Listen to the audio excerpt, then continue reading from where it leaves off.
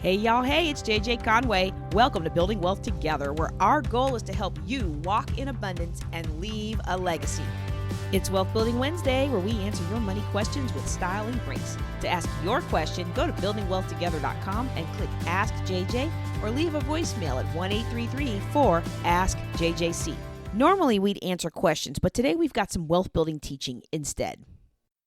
Today we're going to talk about the time-tested success strategy that you must fight for the best deal. Before I get into it, let me set it up for you. What we've been talking about are the time-tested success strategies that have really served me well as an entrepreneur over the course of my life. Now, some of these I learned through experience, through hard knocks, and some of these are strategies that my mentors taught me that elevated my thinking and accelerated my success. Really, these are just some of the timeless things that I know flat out work, either thinking strategies, action steps, or principles that you could use.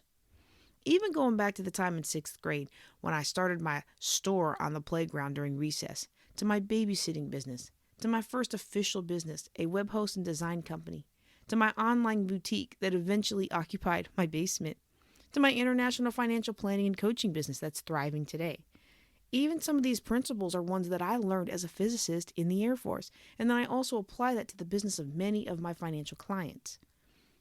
And what I've discovered is that these timeless principles don't just apply to businesses, but they also apply to your life in a way that really makes a difference.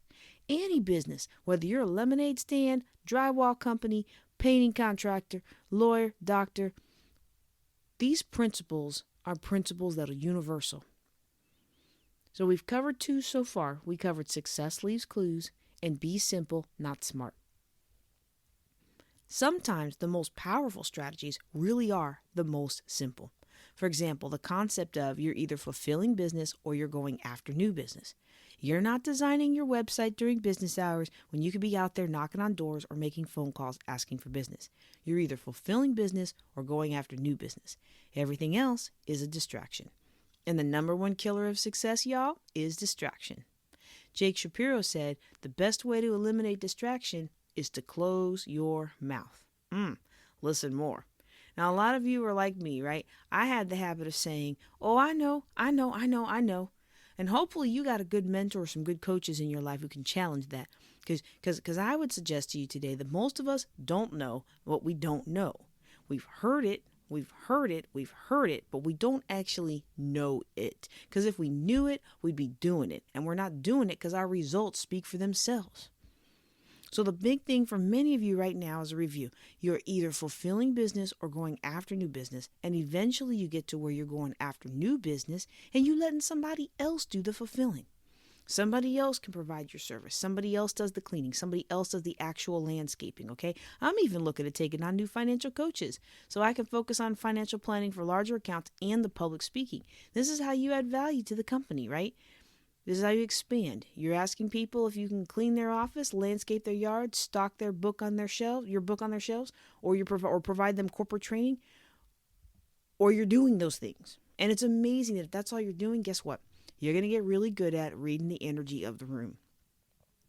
And I used to think I was hopeless, y'all. My mom used to always say I was so book smart, I was practically useless.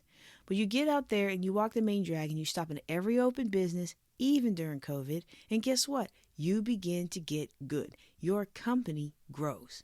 You can go from being a high school dropout, a felon, special needs child, hopeless lost cause, to being a millionaire. And it happens quick. These principles are that simple and that powerful.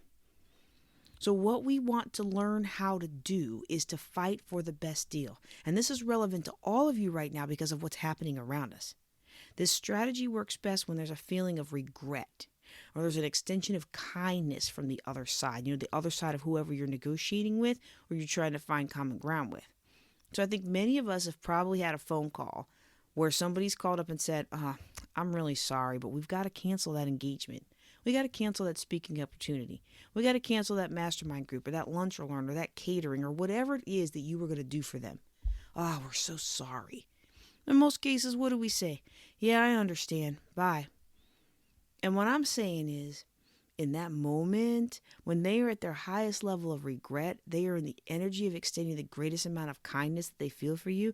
That's when you have to fight for the best deal. This is just one of about 20 types of sales and negotiation strategies that I've learned through the years. And this is just the one that you would use in this particular context, okay? So this is the context. As COVID is starting to rise again, I think many of us find ourselves right now where the other side of the conversation is a person who's regretfully calling you. In other words, they're not saying, hey, JJ, we're really excited that coronavirus came back up and they got a new variant and now we got a reason to cancel your lunch and learn. Or we got a reason to cancel your live appearance and training. No, they're not saying that. They're saying, oh, we're really sorry. So that's the first piece of context we need to really be clear on, okay? Because there are people who are very, very happy to cancel events right now. I know there's some things that I got into and I got to working with those people and I was like, man, I don't want to deal with these people. And when their event canceled, woo, I was so happy. There are other things where I brought in folks that, they were speakers that portrayed themselves one way and either over the year or whatever, they've changed on me and I ended up canceling this or that. And when it was done, I was like, whew, thank you, Jesus. So we're not talking about where the people who are canceling are happy they're canceling, right? We're talking about the context of they're really sorry. They really wanted to have you there, they even if they're not like crying or anything, but they really wanted to make this thing happen. All right. And we want to understand not only that bit of context, but we also want to understand the definition here of fight for, okay? Because it's a big deal. When we fight, we're fighting against something, right? That's what we normally think of when we think about fighting. But when we fight for something, we're in support of something. And there's a big difference between fighting someone or fighting for something. Fighting something is when we fight against. When we fight for something, it's in support of something. So in the fight for negotiation, this is you working with the other side in support of a common win. So think of it that way. So when you're fighting for your very best deal, this is not you fighting against them. This is you fighting for a mutual win that helps all of us get through this together. There's a huge energy shift and difference with this perspective. When I fight against something, one side wins and one side loses. When I fight for something or in support of something, both sides can win, right? Big difference. And it's the difference between a person saying, I'm right, versus that's right. And that's a big difference. It's a huge difference. See, if I say I'm right, then that must mean you're wrong. There's an ego attached to that. And remember the saying, attachment is the source of all suffering. Okay, so I think sin is the source of all suffering, but that's a philosophical discussion we can have later. But think about how much suffering is because we're so attached to the thing, all right? And we talk about that a lot in our program. So if I say I'm right, then I'm also saying you must be wrong. But now if I can get the other person who I'm negotiating with, who I'm trying to sell, if I'm closing somebody in the deal, and let's face it, look, y'all, all of this is sales, right? You get into business for yourself thinking you're never going to have to sell again. That's what I thought. No, you are definitely 100% in sales, right? When you're in business for yourself.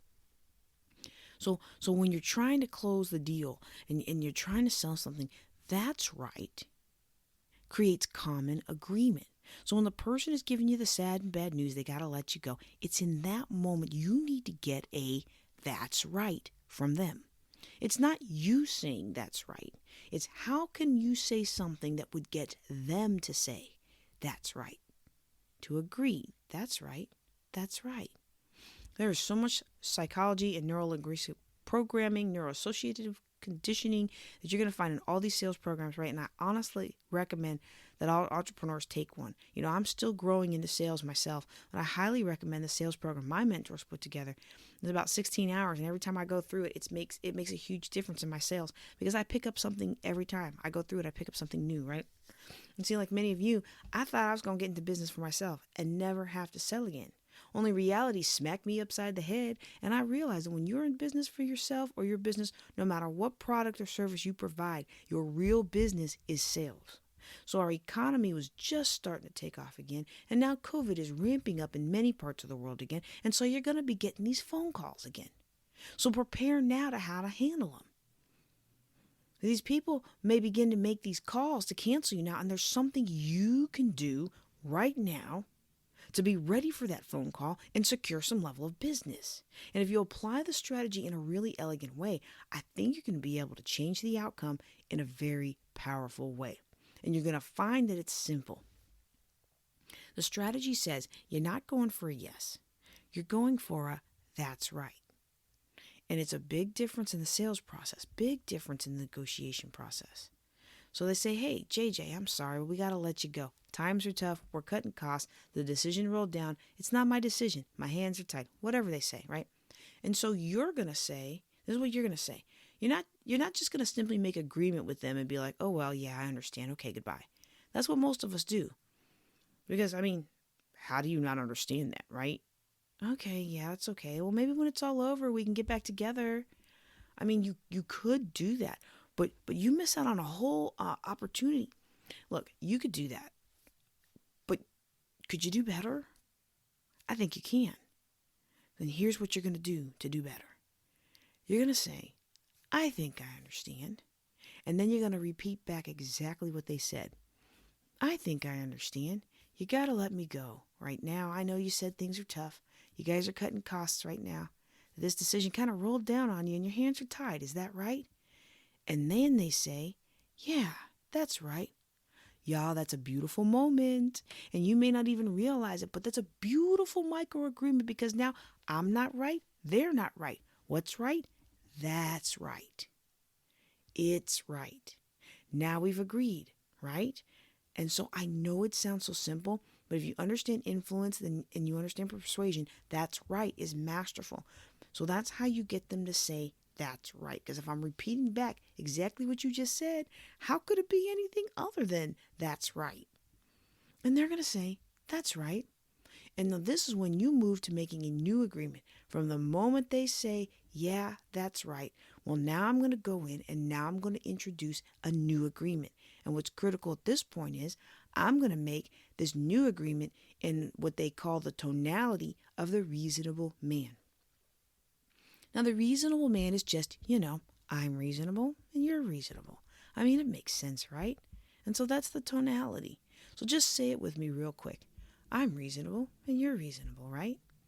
You see, even when we're just trying to project reasonable, just the word reasonable changes your tonality. So I'm reasonable and you're reasonable. It's reasonable. I understand it's reasonable. So you're going to shift gears as soon as they say that's right. Now, I'm going to give that person an alternative agreement to canceling me. I'm going to give them another suggestion. I'm going to give them another option. And I'm going to give them this option in my reasonable man tonality. So I'll say something like, Jim or Mary, why don't we try this? And then I'm going to give them a reasonable suggestion that no one in the world could ever say no to. So Jim or Mary, why don't we try this? Just say it. Why don't we just try it? Okay, practice with me. This is going to elevate your business immediately. Why don't we try this? It's a reasonable tone. Now, y'all know me. I'm super energetic. I'm not going to be super energetic in this. I'm going to be reasonable. It takes work for some of us because, some of us, we're so energetic, we shut people down. Ask me how I know.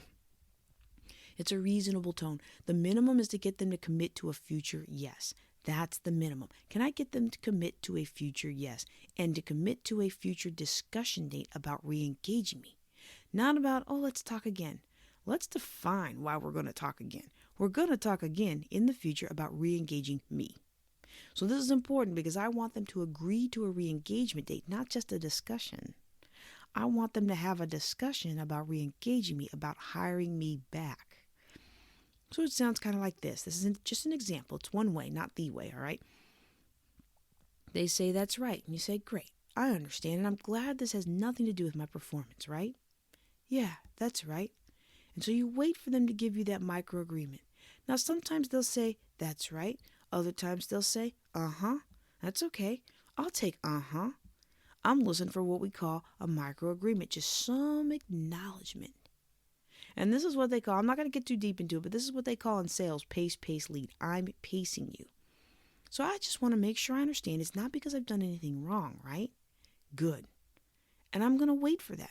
And then I'm going to continue. And you're saying I was living into the commitment, right? I mean, I wasn't letting you guys down at all, right? Right. Again, I'm pacing them and I'm leading them in this very reasonable discussion. And now I'm going to say, okay, great, because all through our engagement, I made every effort for me and my team to exceed your expectations. Now, would it be okay if? Notice what I'm doing here, okay? As I get those little micro agreements after the big that's right, and I'm getting to them agree that I'm not at fault here. I've done everything right. I didn't let you down. I was living into your expectation. So I'm going to pace, lead, micro agreement. Yes, micro agreement. Yes. And notice the pivot after two of these micro agreements. Now, would it be okay if? It's a permission seeking statement that assumes permission is going to be granted. And the reason why it's going to be assumed and the reason why it's going to be granted is because I've established rapport with them. I've put them right into a channel where I'm not weak and they're strong, and they're not weak and I'm strong. We're on common ground. Common, that's right ground. That's right, we're both in this. That's right, and it's reasonable. And now all we're doing is looking for just some commonness.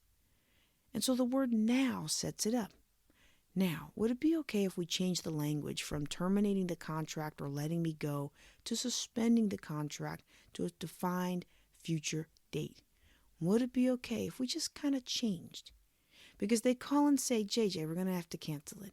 And I want to use the word they use. So if they said cancel, I want to say, well, would it be okay if we change the wording here from canceling to suspending it into a future date?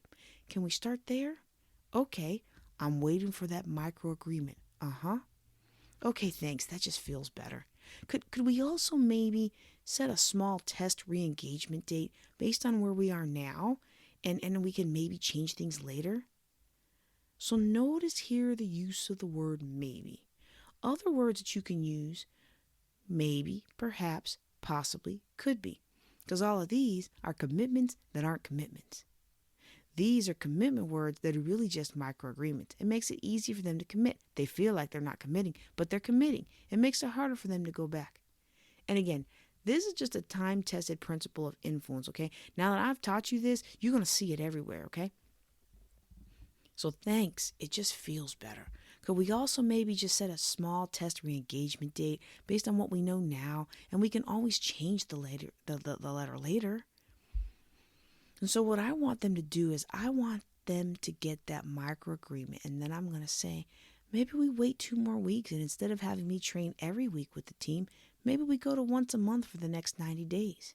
This kind of secures the investment that you've been making all along. I mean, we don't want you to miss out on those gains, right? We don't want you to miss out on those gains, right? In other words, I've been working with that team for a month now and they've been doing weekly trainings. I don't want them to miss out on that. Or now if you're working with somebody and there's been excitement built, you can talk about that. You could say, we don't want to miss out on all the excitement that was leading into this. Or you could say, we don't want to miss out on all the work you guys have done setting up the event. We don't want to miss out on that, right? And again, you're looking for that little, wait for it, that little, that's right. And now here's a catch, because what I'm going to do is I'm going to appeal to the higher side of their nature. This is where I'm going to appeal to that regretfulness in them. And I'm going to say, you know what? It would really help me out, even in a small way, to stay on my feet. You know what? It would really help me out, even in a small way, just to stay on my feet. And then we can talk again about maybe restarting in 90 days. So maybe March 21 this time. And maybe we can see where we're at in all this mess. Fair enough? So somebody calls me up today and they say that we're going to cancel. I'm going to give them a date, maybe 90 days in the future. Again, it's a reasonable tone. And what I'm doing is I'm asking, can I keep my foot in the door? Even in the smallest way, but it would help me out even in a small way. And then let's talk in 90 days. And notice that the given date, I just picked March 21. At this time, it's like the same time, same place, same everything sounds reasonable. And what I've done then is I've taken a goodbye, you're done, you're fired, we're letting you go, and I've turned it into a one-time-a-month engagement for the next 90 days. Good, better, best. Good, better, best. Is that better than me being fired? Yeah, it's not the best, but they were calling me and telling me that they had to let me go, and now I'm appealing to their higher side. At the moment when they were expressing that, I'm not doing this 2 weeks later when they got other things to worry about. They have completely moved on and forgotten all about me, and then they're not returning your calls. You've been there. So think about the things that we were concerned about and worried about in our business 10 months ago. 10 months ago. Now, many of you know I'm a member of the John Maxwell team, which I highly recommend. And if you're interested in that, let me submit your name for the team. Not only are you going to get the best deal on pricing, but I'll also get some street cred from bringing you in. Well, what John Maxwell did at the beginning of COVID shutdown is he taught a lesson on leading through crisis, and he gave team members the right to reteach that as a mastermind group. You might remember me do it. Well, some people didn't jump on it right away, and by the time they jumped on it, it was too late. Someone asked me the other day about licensing that from me, and not only is it not my content to be able to give you that permission, I mean, I do have other content I can license to you, but not that one. But even if I could, it's too late. Everybody's already moved from crisis mode to adaptation mode. 10 months ago, people didn't even know how to turn on Zoom. Now they know. They figured it out. Most people have already adjusted out of crisis mode into adaptation phase, so the terminology isn't even relevant anymore. So even if you could just buy a little bit of time right now in the moment, by then maybe everything's changed again. Maybe they pulled the trigger too soon and canceled everything. Maybe we didn't need to cancel everything. You're saying, look, why don't we change the language from canceled to suspended? They might have other needs for your services. I could use her for that. He could help me with this. And so what you're doing is you're taking a goodbye and you're turning it into a one-time-a-month engagement for 90 days or something else like that. And you've defined a date to go back and have this discussion about when we pick right back up. And this is the power of a that's right strategy. So when you're fighting for something, it's completely different than fighting against something. When I'm fighting something, I'm trying to get a yes for me and a no for you. But when I'm trying to fight for something, I'm trying to get a that's right, a collective win for everybody. It may take you, 3 hours to listen to this and kind of work on it and pull it together and kind of think through it in your individual solution, your individual situation. But I'm telling you right now, even if you get this half right, you'd be better off. Because even if you couldn't get there, you're still positioning yourself differently in the minds of the person on the other end of that phone call than those who just tuck their tail between their legs and mope off. Okay, I understand. This is a great strategy, so use it, y'all. All right, before I wrap up, let's just review some steps along the way, okay? So first of all, we got the that's right. Then we had the micro agreements, 2 micro agreements. It's not me. I exceeded expectations. It's the situation, not me. Then we've got the would it be okay if? In very reasonable language, non-confrontational. Would it be okay if? Why don't we try this? It sounds like options, but you're kind of closing them into a particular path. Maybe. Could we? Perhaps? What if we? You're making it very easy to go along with. Easy. Very simple. And you're trying to get them to commit to a future yes. Some kind of future yes. And that yes, even with the permissive language, anchors a committed decision on their part. Once they've made a commitment to something, they're significantly more likely to stick with it than to go against it. And ideally, you want to commit to a future re-engagement. At the end, commit to a test re-engagement. Why don't we just test me coming back in a month's time or something? Why don't we get back together in 90 days? What's that, March 21? Same time? March 21st? Same time? And see how it goes. What's the harm? It's so simple, y'all. Don't miss this. You can see how it would work, and maybe it doesn't work every time, half the time or even less, but if it works one time, if it keeps you in the game one time, then I've served my purpose here to equip you with strategies. I know this works. I cannot tell you the number of times over the last 8 months as a public speaker when I've had to implement this strategy. My boss even asked me, "Are you sure you want to retire during the pandemic?" Others are withdrawing their Air Force retirement paperwork. We can process a waiver. I'm like, I'm not worried about money because I had already learned these strategies. My plate has been so full, even during a pandemic, despite everything that's going on, because of these strategies. Now, I'm not saying this to try and impress you, but to impress upon you the need to implement these things that sound very simple. They are very, very simple strategies, but they work. And they'll have you on top while other business owners are sitting around wondering what happened and bemoaning that they can't get ahead. So play with this, okay? I think it's worth playing with. The strategy has served me well. When you're working with this that's right principle, when you're working with the reasonable man tonality, and you're stringing all these things together, these are really proven principles of influence and persuasion that will help you fight for the best deal. Now, if you're hearing this and it seems like a bridge too far for you, I want you ASAP to enroll in self-image rising. It will help you shape the future you dream of and build in you the ability to command at will abundance and success into your life. That's all I have for you today. I am JJ Conway. Thanks for joining me. Y'all take care and be blessed. Love the podcast? Be sure to like, subscribe, and forward to 3 friends. You can ask a question or take a life-changing class at buildingwealthtogether.com. Now, go walk in abundance and leave a legacy.